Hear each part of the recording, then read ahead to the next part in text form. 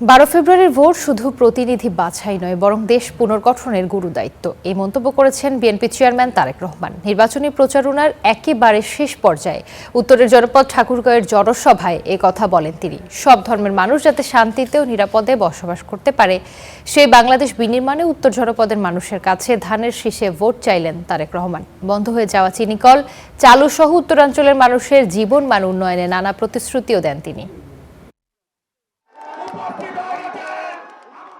23 বছর পর ঠাকুরগাঁওয়ে BNP chairman Tarique Rahman.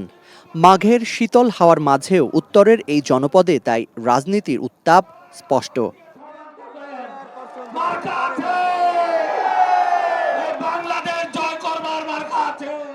জেলা স্কুল মাঠের পথে পথে ভিড়। কেউ এসেছেন অনেক দূর থেকে, কেউ এসেছেন কেবল একবার তারেক রহমানকে কাছ থেকে দেখার আশায়।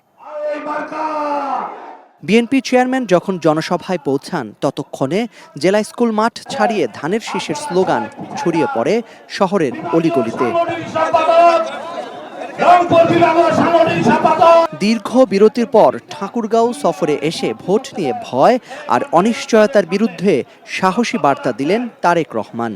ডাক দিলেন সবার আগে বাংলাদেশ বিনির্মাণের এই অদম্য স্লোগান বাস্তবায়নের অংশীদার হওয়ার। আমরা দেশকে সামনের দিকে এগিয়ে নিতে চাই। আমরা আন্দোলন করেছি, আমরা সংগ্রাম করেছি, জনগণকে সাথে নিয়ে, দেশের মানুষকে সাথে নিয়ে আমরা এখন দেশকে পুনর্গঠন করতে চাই। উত্তরের জনপদ নিয়ে সুস্পষ্ট পরিকল্পনা আর প্রতিশ্রুতির কথাও শোনালেন তারেক রহমান। আমাদের এই উত্তরাঞ্চল, এই ঠাকুরগাঁও, এই দিনাজপুর, পঞ্চগড় কৃষি প্রধান দেশ, এই সমগ্র উত্তরাঞ্চল আমরা চাই এই এলাকাগুলোতে আমাদের এলাকার মানুষ যাতে কর্মসংস্থানের ব্যবস্থা হয়, যাতে মানুষ চাকরি বাকরি করে স্বাচ্ছন্দ্যে থাকতে পারে। সেই জন্য আমরা সিদ্ধান্ত গ্রহণ করেছি যে কৃষকদের পাশে যেমন আমরা দাঁড়াবো, কৃষিকাজ নিয়ে কৃষি লোন যেরকম আমরা মকুব করব, ঠিক একইভাবে আমরা এই এলাকাকে কৃষি নির্ভর শিল্প আমরা এখানে বিকশিত করব। সব ধর্মের মানুষের সমান সুযোগ নিশ্চিতের মধ্য দিয়ে শান্তিপূর্ণ সহাবস্থানের বাংলাদেশ বিনির্মাণের স্বপ্নও দেখালেন বিএনপি চেয়ারম্যান। যে মানুষগুলো, যেহেতু আমরা বিশ্বাস করি জনগণই সকল ক্ষমতার উৎস, সেই জন্য আমরা জনগণের সামনে এসে দাঁড়িয়েছি। জনগণের সমর্থন নিয়ে, জনগণের ভালোবাসা নিয়ে, জনগণের শক্তিতে আমরা বাংলাদেশকে পুনর্গঠন করতে চাই। করব কাজ, কি ভাই, করব কাজ, করব দেশ, সবার আগে বাংলাদেশ। বাংলাদেশ।